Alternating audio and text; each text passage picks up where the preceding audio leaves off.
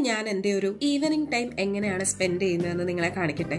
അപ്പൊ welcome to the world of Germany through Malayali from Deutschland. ജർമ്മനിയിൽ ഞാൻ താമസിക്കുന്ന വീടിന്റെ ഓപ്പോസിറ്റ് ആയിട്ട് ഒരു ഗോതമ്പ് പാടമുണ്ട് കേട്ടോ. ഇന്ന് ഞാൻ അവിടേക്കാണ് നിങ്ങളെ കൂട്ടിക്കൊണ്ടു പോകുന്നത്. ഈ വിജനമായ വഴിയിലൂടെയാണ് നമുക്ക് പോകേണ്ടത്. ഇതൊരു ഉൾപ്രദേശമാണ്. നഗരത്തിന്റെ ശബ്ദങ്ങളൊന്നുമില്ലാതെ വളരെ ശാന്തമായി കിടക്കുന്ന സമതലം. പോകുന്ന വഴിക്കൊരു ചെറിയ പാലമുണ്ട് കേട്ടോ. അതിന്റെ അടിയിലൂടെ ഒരു ചെറിയ അരുവി മെല്ലെ മെല്ലെ ഒഴുകുന്നുണ്ട്. നമ്മുടെ നാട്ടിലെ ആമ്പൽ പൂക്കളോട് സമാനമായ എന്നാൽ മഞ്ഞ നിറത്തിലുള്ള ഒരു പുഷ്പം ഈ ജലാശയത്തിൽ സാധാരണയായിട്ട് ഞാൻ കാണാറുണ്ട്. വളരെ മനോഹരമായ ഒരു ദൃശ്യമാണത്. നിങ്ങൾക്ക് നല്ല ഭാഗ്യമുണ്ട്, ഒറ്റ പൂ പോലുമില്ല. സാരല്ല, പിന്നീട് ഒരിക്കൽ ഞാൻ കാണിക്കാം. മിക്കപ്പോഴും ഞാൻ ഇവിടെ വരാറുണ്ട്. നല്ലൊരു വൈബുണ്ട് ഇവിടെ, ഒരു സമാധാനം. കുറച്ചു നേരം ഇയർഫോണിലൂടെ പാട്ടൊക്കെ കേട്ട് ഞാൻ കുറേ ദൂരം നടക്കും. നമ്മുടെ ചെറിയ ചെറിയ സങ്കടങ്ങളൊക്കെ അപ്പോഴേക്കും മറക്കും. നാട്ടിലെ നല്ല നല്ല ഓർമ്മകൾ അപ്പോഴേക്കും നമ്മുടെ കണ്ണുകളിൽ എത്തിയിട്ടുണ്ടാവും. ഒരു വശത്ത് ഗോതമ്പ് പാടമാണെങ്കിൽ തൊട്ടപ്പുറം ആളൊഴിഞ്ഞ പൂരപ്പറമ്പ് പോലെ കിടക്കുന്നു. അവിടെയൊക്കെ വൈക്കോൽ കൂനകൾ. ഒരു തീപ്പെട്ടി കിട്ടുമായിരുന്നെങ്കിൽ നല്ലതായിരുന്നല്ലേ. പുക വലിക്കാനൊന്നും അല്ല കേട്ടോ, ഈ വൈക്കോലിന് തീ കൊളുത്താണ്.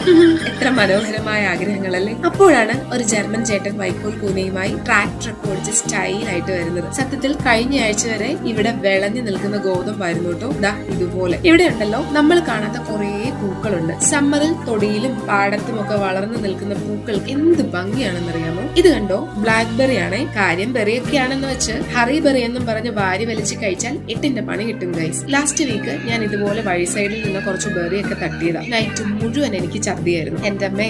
പിന്നെ ബെറിയെ പറഞ്ഞിട്ടും കാര്യമില്ല. അത് കഴിച്ചു കഴിഞ്ഞ് വീട്ടിലെത്തി ചായയും കുറെ കഴിഞ്ഞ് കുറച്ച് യോഗേർട്ടും തട്ടിന്ന് എല്ലാമേ ഉള്ളിൽ ചെന്ന് അടിച്ച് പിരിച്ചാച്ചി ഗൈസ്. എന്നാലും സംഭവം അടിപൊളിയാണ് കേട്ടോ. ഈവനിങ് ടൈമിൽ പട്ടി കുഞ്ഞുങ്ങളെയും കൊണ്ട് വോക്കിംഗ് ഇവിടെ പതിവുള്ള കാഴ്ചയാണ്. വളരെ കുറച്ച് ആളുകളെ മാത്രമേ ഞാൻ ഇവിടെ കണ്ടിട്ടുള്ളൂ കേട്ടോ. കണ്ണെത്താ ദൂരത്തോളം ഇതിങ്ങനെ നീണ്ടു കിടക്കുന്നു. ഞാൻ കുറച്ചു ദൂരം ഈ കാറ്റും കിളികളുടെ ശബ്ദവും പാട്ടിന്റെ താളവും ഒക്കെ ആസ്വദിച്ചിങ്ങനെ നടക്കും. നമ്മുടെ നാടിനെ ഓർമ്മപ്പെടുത്തുന്നത് പോലെ എന്തോ ഒന്നിവിടെ തളം തല്ലുന്നുണ്ട്. നാം പണ്ട് വരച്ച വീടുകളുടെ അതേപോലത്തെ മാതൃകാ വീടുകൾ നമുക്ക് വേണ്ടപ്പെട്ടവർ കൂടി ഇങ്ങിവിടെ കൂടെ ഉണ്ടായിരുന്നുവെങ്കിൽ എന്നുള്ള ആഗ്രഹത്തോടെ, ഒരു ചെറിയ നെടുവീർപ്പോടെ. ഏത് ദേശത്ത് താമസിച്ചാലും ഏത് സംസ്കാരത്തിൽ ജീവിച്ചാലും നമ്മുടെയൊക്കെ മനസ്സിന്റെ വേരുകൾ ജന്മനാട് തേടി സഞ്ചരിച്ചുകൊണ്ടേയിരിക്കും. അങ്ങനെ ആ ഓർമ്മകളും പേര് തിരികെ വീട്ടിലേക്ക്.